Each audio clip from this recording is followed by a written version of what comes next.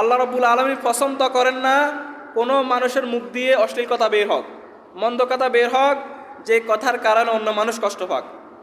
আমাদের মধ্যে অনেকে আছে হাসি চলে, অনেকে কথায় কথা মন্দ কথা বলে, আছে না নাই? মানে অনেকে মন্দ কথাকে খুব শক্তিশালী মনে করতেছে এই ব্যক্তি খুব রসিকতা করে, আছে না নাই? মানে নিজে গালিগালাজ করে কথা বলে আর মনে করে এই ব্যক্তি খুব রসিক। আসলে এই রসিকের কোনো আল্লাহর কাছে মূল্য নাই।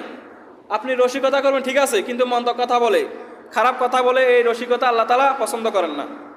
আবার অনেকে এমন রসিকতা করে, এমন মন্দ কথা বলে, অনেকের কথার দ্বারা অনেকের মধ্যে আঘাত করে, আছে না নাই? অনেকে এমন কথা বলে মানুষকে খুশিয়ে, এই খোঁচানোর কথা অনেককে মনে হয় যেন জবাই করে দিতেছে, আছে না নাই? এমন কথা কখনো আমরা বলবো না, ইনশাল্লাহ বলুন। আমরা কখনোই মন্দ কথা, কখনোই খারাপ কথা, অন্যকে ছোট করে খাটো করে কুটুক্তি করে আমরা কথা বলবো না, ইনশাল্লাহ বলুন। এই জন্য যারা মন্দ কথা বলে, যারা খারাপ কথা বলে, বাজে কথা বলে, আল্লাহ রাব্বুল আলামিন তাদেরকে পছন্দ করে না। নাউজুবিল্লাহ বলেন।